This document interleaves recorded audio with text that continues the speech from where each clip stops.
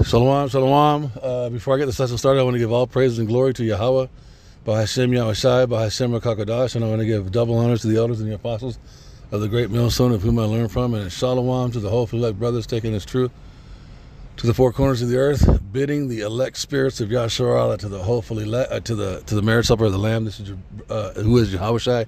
This is your brother Radah, Salakia. I'm going to try to let this man speak and show who the man of sin is. The man of sin is the biblical nation of Edom. That is who the man of sin is. The man of sin is not what Western Christianity, Western Renaissance Christianity says. Western Renaissance Christianity says that the man of sin is an individual man who is like half Nephilim, half human, half fallen angel, half human. Or that he's the son of Satan, some crazy thing, because Western Renaissance Christianity is a doctrine that was constructed by the Edomites to hide the identity of Esau, so that they can call themselves white, so they can call themselves European, so that they can call themselves Christian, and set themselves up above the entire planet in their rulership, in the minds of the people, to deceive the people and to lie about what's actually written in Scripture. There are prophecies all throughout Scripture that interconnect the day of the Lord, the day of Yahweh, Yahweh Shabbat, the voice of the day of the Lord, meaning the doctrine, the sound, the gospel of the day of Yahweh, Yahweh Shabbat. It all intersects with the Most High at the end of the fourth beast rulership, judging the heathen nations as well as judging the wicked nation. And that wicked nation being Edom, Idumea, Basra, Mount Seir. Those are all the references in biblical prophecy that point to the future judgment, the future wrath being poured out upon Esau, Edom, and all the nations that he sits on top of, who are confederate with him, mentioned in Psalms 83. And that confederacy is to keep the true Israelites, the 12 tribes, from being a nation. And part of that council, that crafty council, is the agreement to lie and recategorize everyone on the planet, and giving the Hebrew Israelites a false name, which are the bywords mentioned in Deuteronomy 28, Black, Latino, Native American, because those are your 12 tribes. Yes, we were scattered to the four corners of the earth, and the offspring of the seed of the men that were Israelites with those other heathen women. Today, those children, they look like the heathen nation. This is called this is the speckled bird. My heritage shall be a speckled bird. That's what that's talking about. There are Israelites who physically look like the heathen nation, but they are the seed of Abraham, Isaac, and Jacob, and they are counted as such.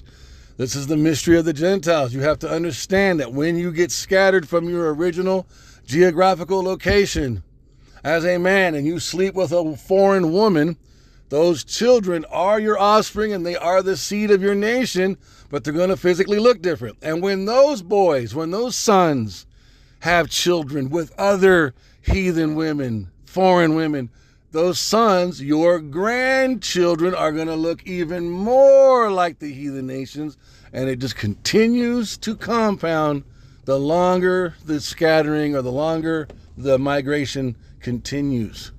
So there's a lot of Israelites on the earth that do not physically look like a so-called black man, Mexican man, Latino man, or an Indian man, but they are in fact the seed of Israel, Yasharallah. But the original people are a melanated people, and those people are here in America as a result of prophecy and slavery, and the Apocrypha documenting the migrations of the Northern Kingdom, who are your so-called Latinos and Native Americans, from the east to the west through the boats, the navy that King Solomon had. Anyways, these people are being exposed. The so-called white man is the biblical Edomite, and the nation of Edom is the man of sin. Listen. And I can name chapter and verse, but the view was we run the show. Cheney, Wolfowitz, and many other names that you will have come to know literally believed this is now a U.S. world, and we will do as we want. We will clean up from the former Soviet Union.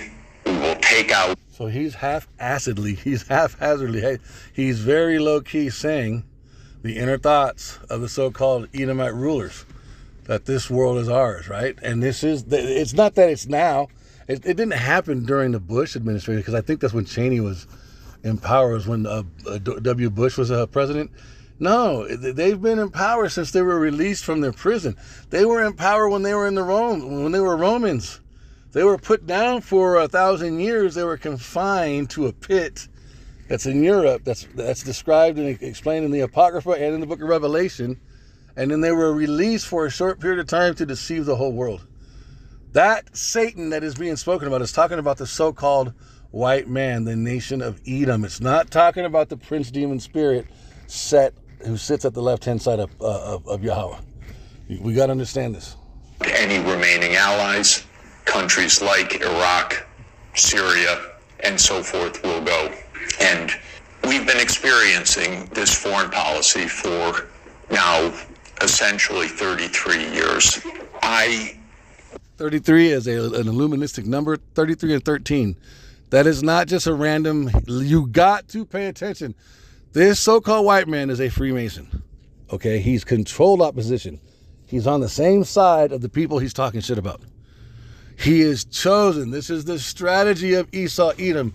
There are no such thing as a so-called good Edomite. They are all wicked. They are the vessel of dishonor. They were created to serve a purpose and prophecy, and that is it. Okay? He is controlled opposition. We're going to go into these. We're going to go into these. What do you call it? The comments. These are predominantly white Americans. You're going to see this is how they.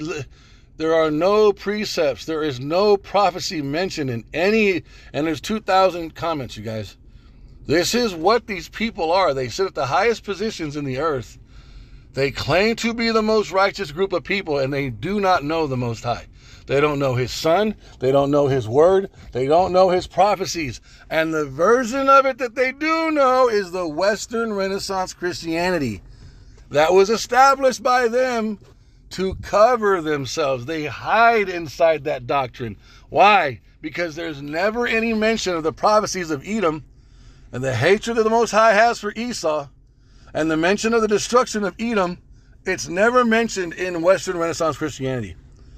In fact, they're the ones that spread it. They say to the world, God loves everybody. God is a white man, and God is going to send his white son to save us all. At the same time, this particular race is at war with the entire planet and the saints, who are the Hebrew Israelites. Tried very hard in 1991 to get help for Gorbachev, who I think was the greatest statesman of our modern time. I recently read the archived memo of the National Security Council discussion of my proposal, how they completely... I mean, look at the background and listen to the tone of his voice. And how many precepts come to mind? Through peace, they shall conquer and make war. His words were smooth as butter, yet in his heart were drawn swords. Listen to how he's talking. This is how they all sound. This is how they all talk, like this, super docile. Yet in the background, you see their inventions. This is the race that is predominantly at war. They're the only race of people that's at war with everybody on the planet Earth. Nobody, there is no equal to the so-called sword of Esau. Esau was given the sword, you guys, in the book of Genesis, and he was blessed with the sword, and it was prophesied that he would possess the fatness of the earth, and by his sword he would live. Look at the background and listen to his words. Dismissed it and laughed it off the table when I said that the United States should help the Soviet Union in financial stabilization and in making its reforms. And the memo documents, including some of my former colleagues at Harvard in particular, saying we will do the minimum that we will do to prevent disaster, but the minimum. It's not our job to help. Quite the contrary, it's not our interest. In my understanding of the events that have befallen Europe in many contexts, and I'll include not only the Ukraine crisis, but Serbia, 1999, the wars in the Middle East, including Iraq, Syria, the wars in Africa, including Sudan, Somalia, Libya. These are to a very significant extent that would surprise you, perhaps, and would be denounced about what I'm about to say. These are wars that the United States led and caused. And this has been true for more than... It's not the United States. Who did it, you guys? I'm going to wait 2 seconds. Who did it? 1, 2. The so-called white man, who is the nation of Edom in the Bible, the biblical Edomites, who is also known as the man of sin. But he's being revealed now. At the time that we are at in prophecy, the day and the time, we are nearing Yahweh Shabbat. We are nearing the day of the Lord. And the day of Yahweh Shabbat, is when he sends Yahweh Shai, right, on a chariot, a so-called UFO with a bunch of other hosts, angels, and other chariots, also UFOs, and the war of heaven takes place, Revelations 12, and Satan is cast out of heaven. That is prophetic Hebrew Israelite code that is known as subtle precepts, dark sayings. You break it down, it's not talking about the left-handed demonic spirit prince demon Satan, who is seated at the left hand of Yahweh forever, basically, right? Just like, because they don't get thrown down. This is talking about the physical counterpart of Satan on the earth, who is the nation of Edom. And there are 3 definitions, biblical definitions to heaven, one being the sky and the atmosphere, right? Outer space. The one being the throne room of the Most High, and the other one being rulership, dominance, and the earth. That is also heaven. There are 3 heavens, and this heaven, talking about Satan being cast down from heaven in Revelations 12, is a future event when Esau, the so-called white man, has his global hegemony taken from him by Yahweh Shai from a chariot, from a UFO. That's how that happens. That's what that's talking about. And you can see how this fucker's talking and what they've been doing. He's showing you a glimpse of their resume. Name another race of people on the earth who has been active militarily, globally, like the so-called white man. I'll wait. It's talking about them, you guys. 40 years now.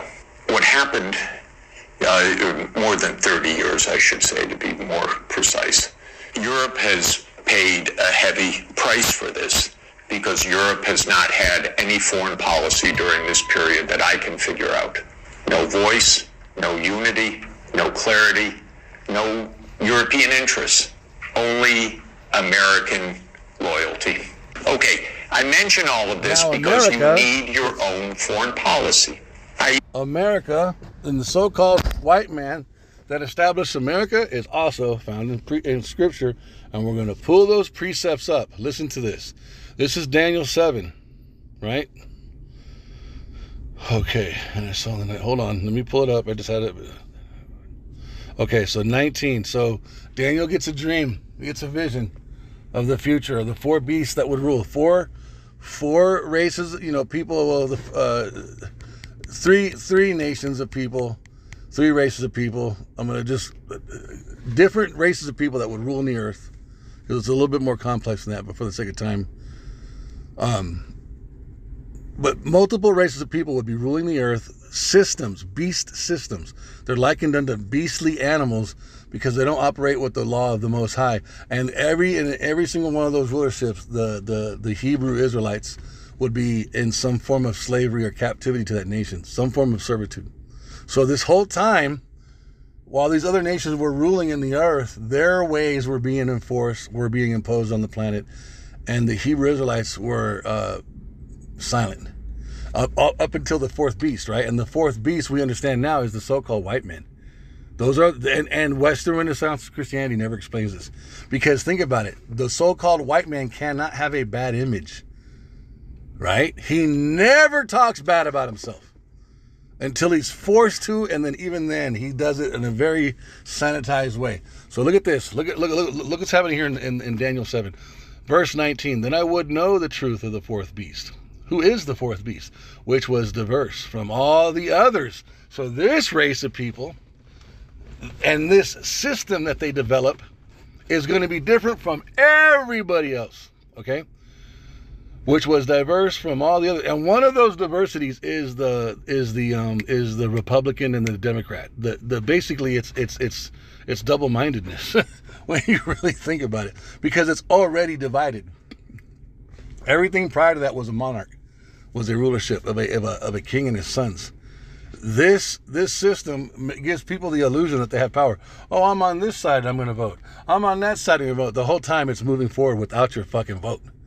Even when you voted. They're not listening to you guys. Then I would know the truth of the fourth beast, which was diverse from all the others, exceeding dreadful, whose teeth were of iron, and his nails of brass, that goes into their military system, which devoured, brake in pieces, and trampled the residue with his feet. Talking about the whole earth.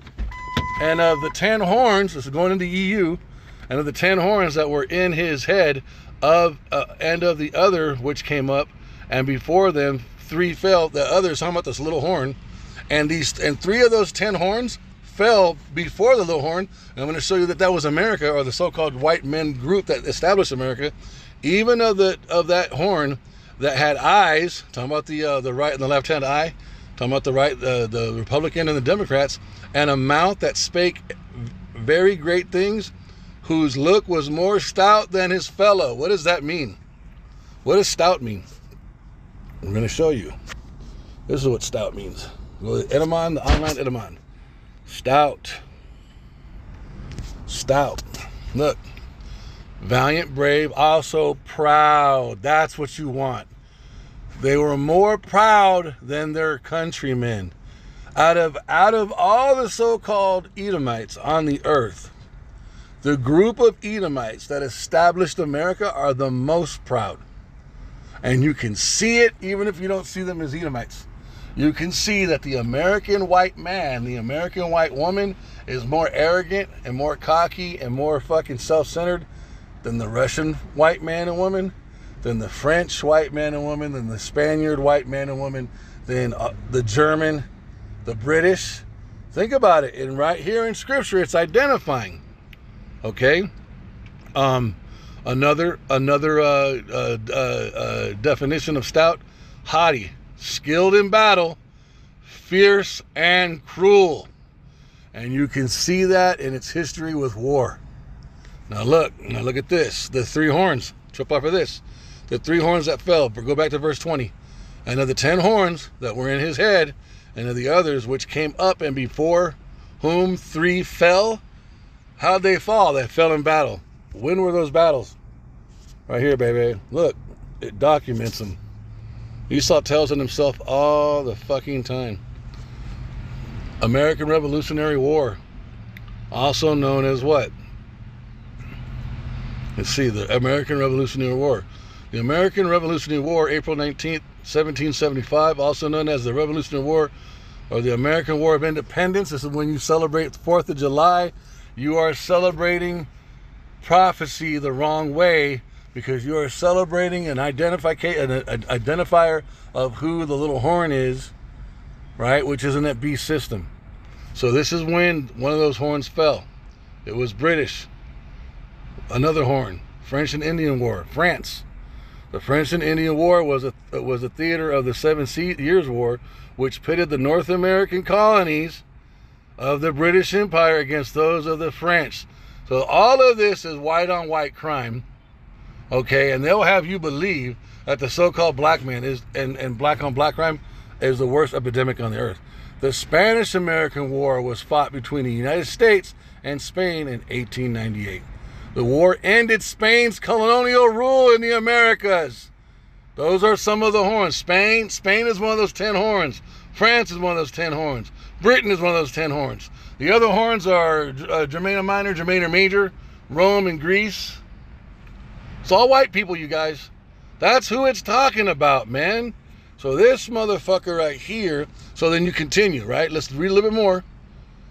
Verse 21, I beheld, and the same horn, talking about the so-called white man and women group that established America, I beheld, and the same horn made war against the saints. Now there's a division between the saints and these three horns. These three horns are a race of people. And the saints are a race of people. Who are the saints? Let's define it in the scriptures.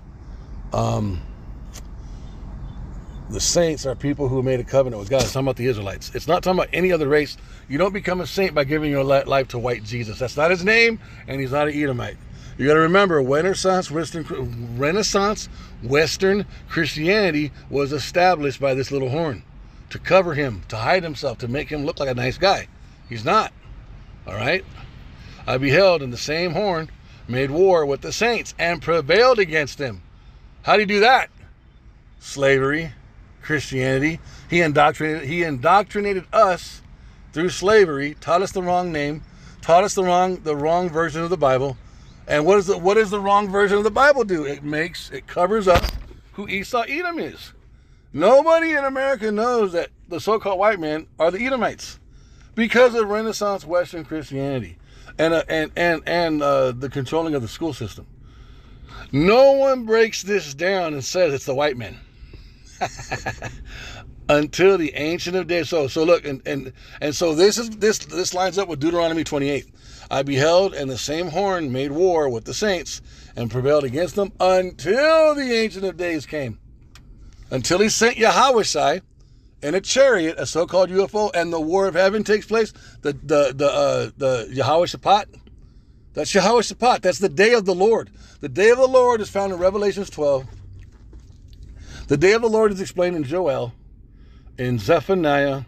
2 Peter talks about it. It's the culmination of all these prophecies, and it ends with the Battle of Armageddon, Armageddon, the mountain of troops, and it ends with Yahushai in a UFO the size of a mountain with a bunch of other angels and also UFOs, chariots, fighting with Esau Edom and his space force. What other race of people have a space force? Why do they have a space force? It's not because they want to travel the universe. They're preparing for the return of Yahushua, but they're not telling you about it. Second, verse 22, until the Ancient of Days came, and judgment was given to the saints of the Most High, and the time came that the saints possessed the king. It came for everything to switch. For the end of for Esau is the end of the world, and Jacob is the beginning of it that followeth. It's deeper than this. There's more to it, but the so-called hypocrisy. Oh, I want to show you guys before we leave. Look at this. Oh man, hold on. Let me pull it up. I want to show you the comments of everything this guy's talking about. They're praising this guy like he's a fucking hero because Esau is so easily deceived by Esau. The so-called white man can lie to the white man. You know, I was born and raised in Arizona. It's a predominantly white state. That's how I came in. I had a ton of white friends. You know, I was white-minded before I woke up. So fucking, I call it Edomited out. I was in sales, and I was good at it. But I wasn't as good as some of the white dudes, and the reason why was white males could push white males and white females in sales a whole lot further and get a decision without a complaint than someone that looks like me. And I don't even so-called look black. I look like an Arabic. I look anything but like a so-called black man, and I would notice that the white dudes who sold more than me, they weren't better than me at sales. They were able, I would watch them, and after the fourth no is usually the third no. You don't take no for an answer as a salesman. You keep representing the offer, and then American-minded consumers, they break and they impulse. They don't just impulse buy; they'll buy out of obligation. Right? This is all psychology. But in Arizona, if you're brown-skinned, right, and you push white people, the Arizona white people, I'm telling you guys right fucking now, this is the truth. I noticed my salesmanship doubled when I came to the South. Tripled. White people in the South are not like white people on the West Coast, you guys. White people in Arizona are way more arrogant, way more proud. Physically, they look better too. I'm not lying. I'm not trying to be weird. I'm from Arizona, dude. I know what white people look like in Arizona, and I know what white Edomites look like in the South. It's like night and day. And they're fucking arrogantly proud, and they're like children.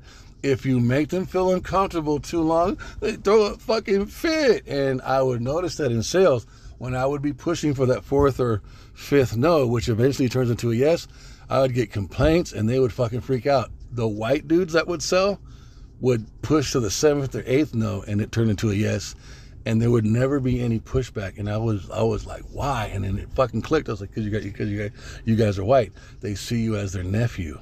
They look at you as one of their sons, so they don't fuck. And that's when I began to realize that white people could fight white people harder than they fight anybody else on the planet. And I hadn't even woke up yet. If you look at all the prophecies, everything Esau has ever done is white on white crime. He is the biggest, what's the word? They fight each other. They kill each other more than they will have you believe. They're the number one. They don't just kill the other inhabitants of the earth. They kill themselves, you guys. But look at what they're saying here. Zelensky must be held accountable for crimes against humanity. That's as far as they can go. There's no fucking precepts. There's no understanding. Look, just read. Thanks for all these details, which I knew about, but it is so important to make it public. Okay, now look at one of these guys. He posts the amount of deaths that this war did. It's like fucking almost 2 million people, dude. Europe needs to end the EU and NATO. Get out of the UN, NATO, WHO, and WFP ASAP. Look at this shit. Hold on, let me find that. It should be compulsory for all Western leaders and politicians to listen to speeches by Professor Jeffrey Sachs. They know. They put him in his position. He's controlled opposition.